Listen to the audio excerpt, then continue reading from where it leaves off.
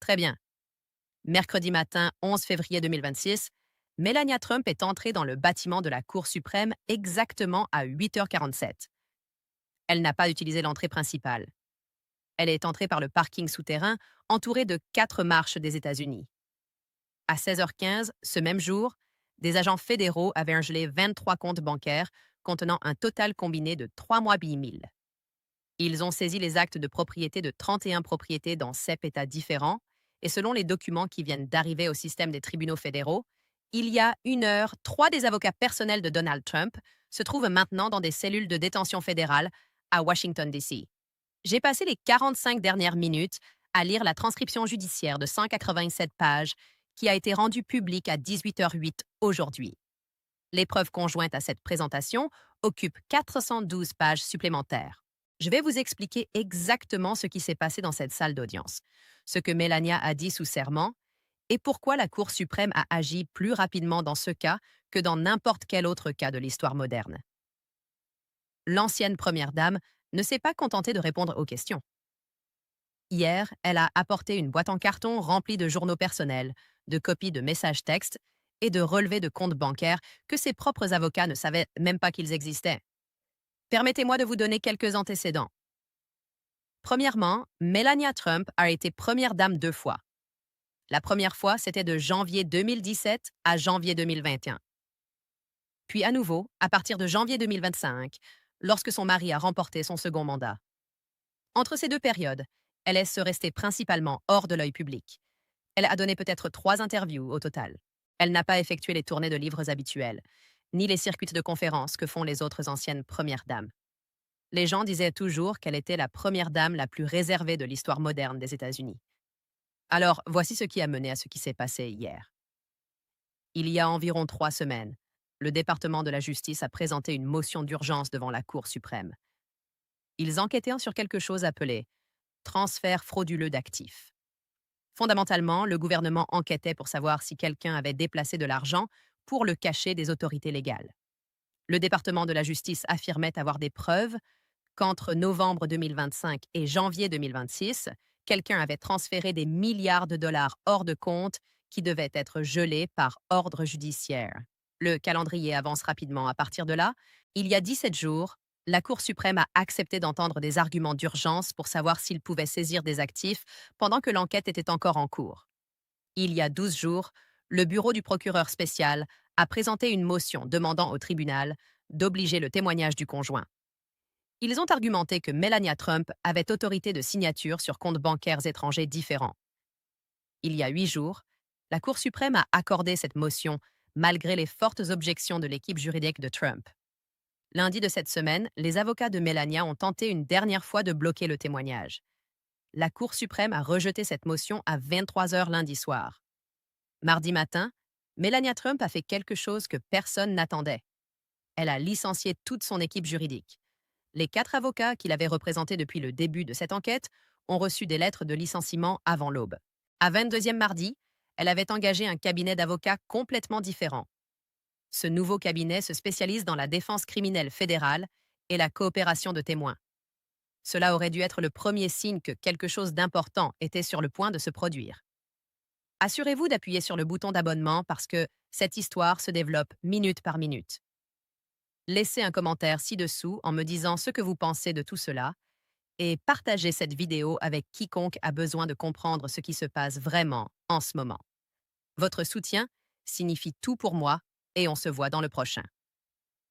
Mercredi à 8h47, Melania est entrée dans cette salle de la Cour suprême. L'audience était fermée aux caméras, mais l'entrée a été autorisée aux reporters.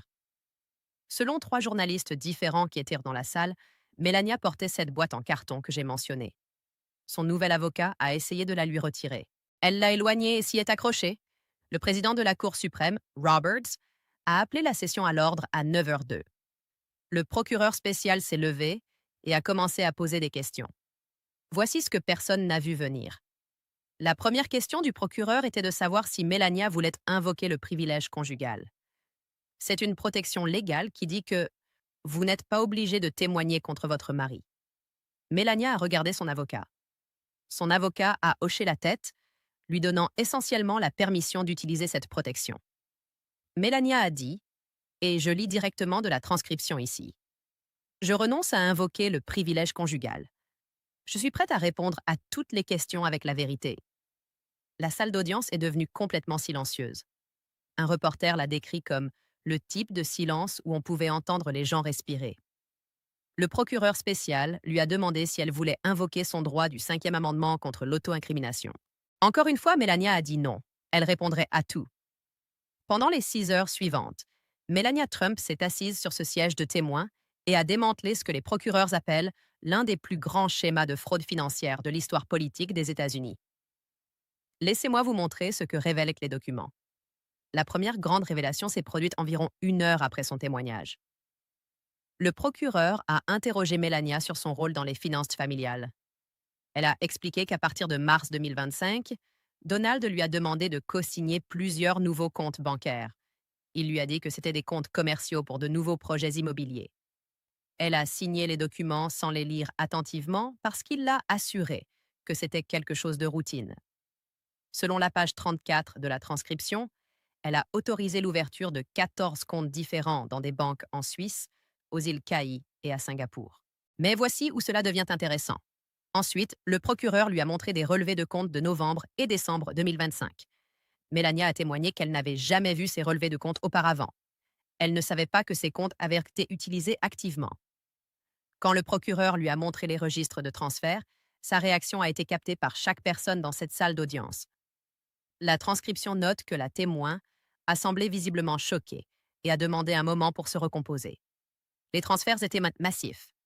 Le 18 novembre 2025, quelqu'un a déplacé 892 millions de dollars d'une société de portefeuilles immobiliers vers un de ses comptes à l'étranger. Le 23 novembre, 1100 millions de dollars supplémentaires ont été déplacés. Le 4 décembre, 687 millions supplémentaires. Le 8 janvier de cette année, un transfert final de 1200 millions de dollars. Tous ces transferts se sont produits après qu'un juge fédéral ait mis en ordre de gel des actifs de l'organisation Trump en attendant le résultat de multiples affaires de fraude civile. Maintenant, voici la partie dévastatrice. Chacun de ces transferts nécessitait ainsi 2 signatures. La signature de Donald Trump et la signature de Melania Trump. Le procureur a montré à Melania des copies des autorisations de transfert. Sa signature était sur chaque page. Elle a confirmé que oui, c'était sa signature, mais elle a ensuite dit quelque chose qui a changé toute la trajectoire de cette affaire. Selon la page 67 de la transcription, Melania a témoigné. Ces documents m'ont été présentés lors de ce qui m'a été dit être des réunions d'affaires de routine. On m'a dit que je signais des accords de gestion de propriété. Les documents que j'ai signés étaient dans des dossiers. J'ai signé ou on m'a indiqué de signer. Je n'ai pas lu le contenu complet de ce que je signais parce que mon mari et ses avocats m'ont assuré qu'il s'agissait de documents immobiliers le standard.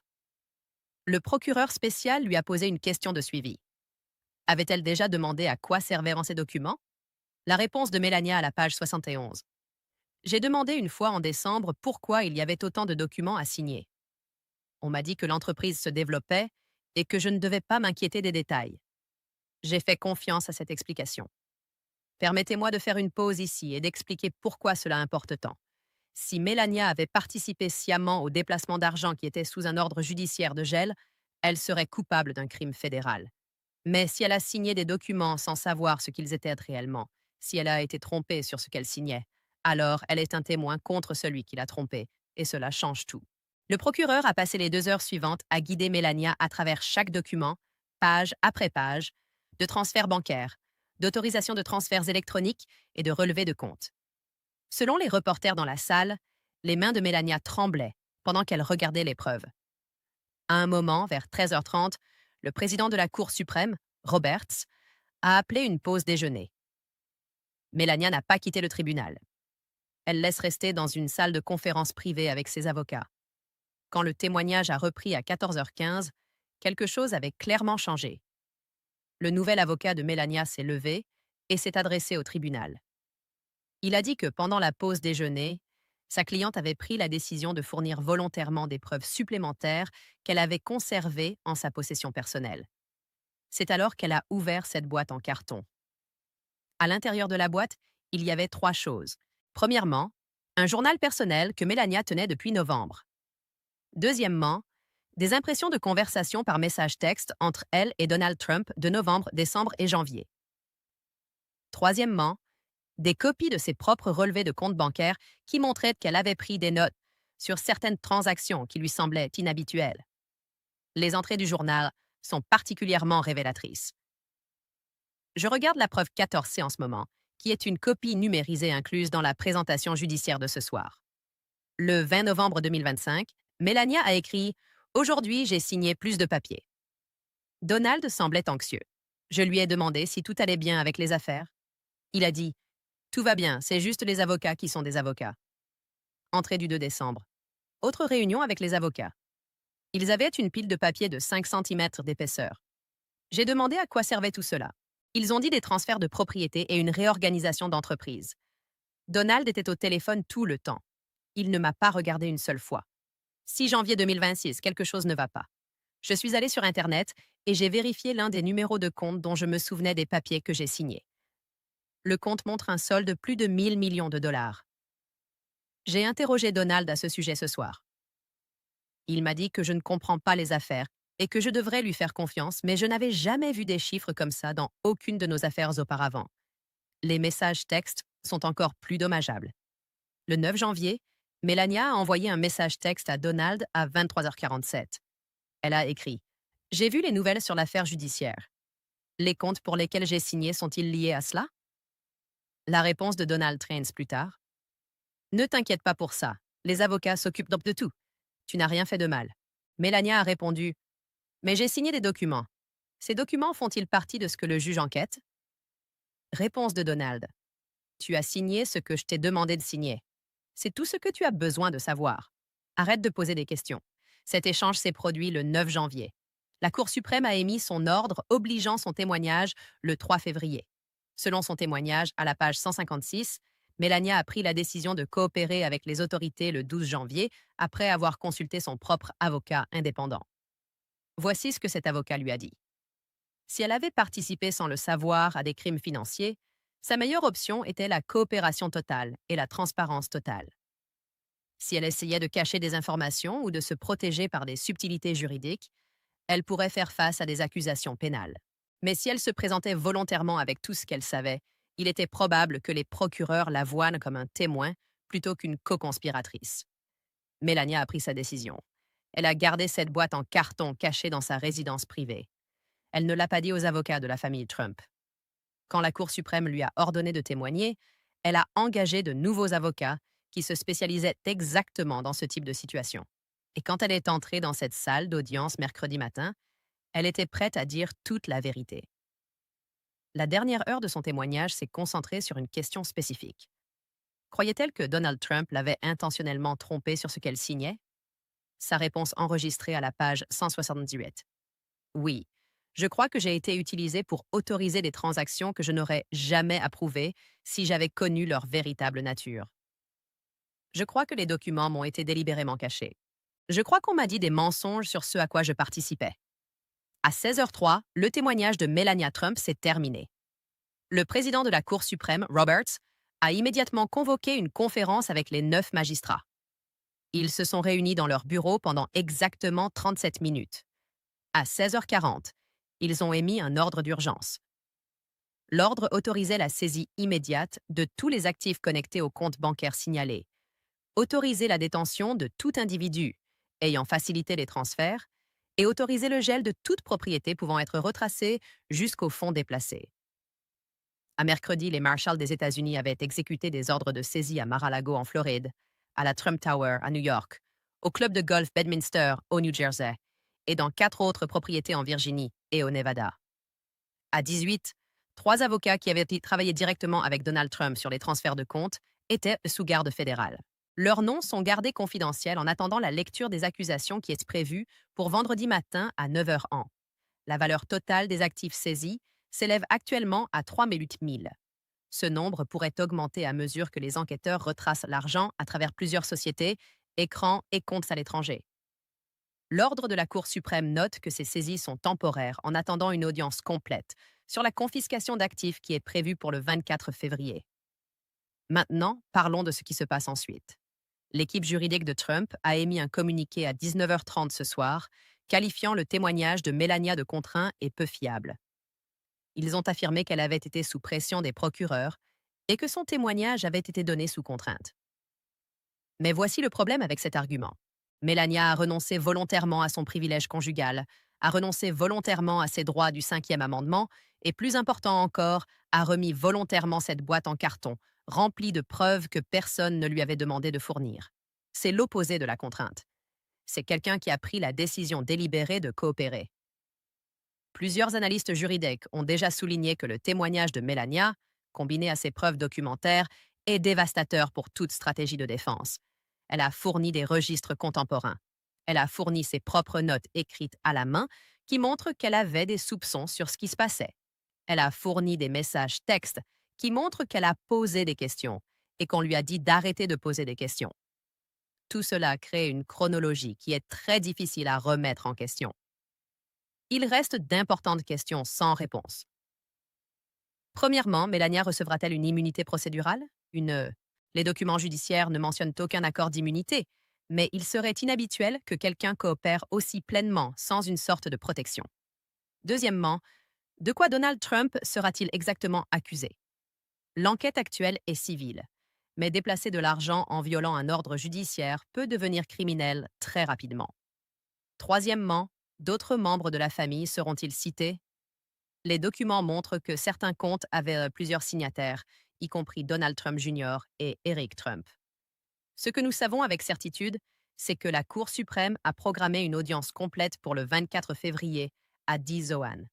C'est là qu'ils détermineront si les saisies d'actifs deviennent permanentes. Les 3 avocats détenus ont leur lecture d'accusation ce vendredi à 9h dans un tribunal fédéral. Nous en apprendrons plus sur les accusations spécifiques à ce moment-là. Et lundi 16 février, le comité de surveillance de la Chambre des représentants a convoqué une session d'urgence pour examiner les exigences de divulgation financière du pouvoir exécutif. Ils veulent savoir comment des milliards de dollars ont pu être déplacés sans déclencher aucun mécanisme de surveillance. Abonnez-vous à cette chaîne maintenant parce que je vais couvrir chaque nouvelle au fur et à mesure qu'elle se produira. J'aurai des analyses complètes de l'audience de lecture d'accusation de vendredi et de la session de la Cour suprême du 24 février.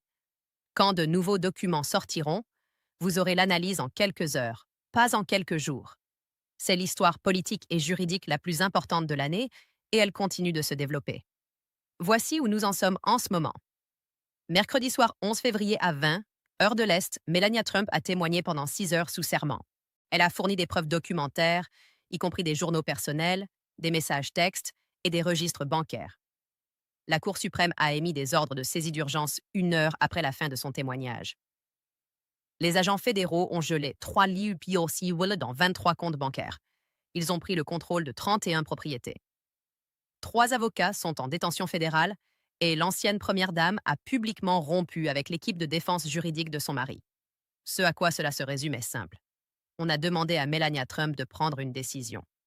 Elle pouvait protéger son mari et potentiellement faire face à des accusations pénales elle-même, ou elle pouvait dire la vérité sur ce qu'elle savait. Quand l'a-t-elle su et qu'est-ce qu'on lui a dit? Elle a choisi la vérité. Si cette décision a été motivée par des conseils juridiques, une conscience personnelle ou quelque chose de complètement différent, nous ne le saurons peut-être jamais complètement. Mais les conséquences de ce choix se manifestent maintenant dans tout le système judiciaire fédéral. La vraie question n'est pas qu'est-ce qui s'est passé dans le passé. Nous savons ce qui s'est passé. L'argent a été déplacé, les comptes ont été créés, les signatures ont été obtenues. La vraie question est que se passera-t-il dans les 2 prochaines semaines? L'audience de la Cour suprême du 24 février déterminera si les 3,8 millions restent gelés ou s'ils sont retournés. Les lectures d'accusation des avocats vendredi révéleront les accusations pénales spécifiques qui sont poursuivies et les conséquences politiques d'une première dame témoignant contre les intérêts du président en exercice. C'est quelque chose que ce pays n'a jamais vécu auparavant. Je surveillerai les dossiers des tribunaux fédéraux pour détecter toute nouvelle présentation. Je serai attentif aux déclarations de l'équipe juridique de Trump et de l'avocat indépendant de Melania. Et quand la lecture d'accusation de vendredi se produira, vous aurez une analyse complète ici même sur cette chaîne. Cette histoire se déplace plus vite que tout ce que j'ai jamais découvert, et nous ne voyons que le début. Ouais,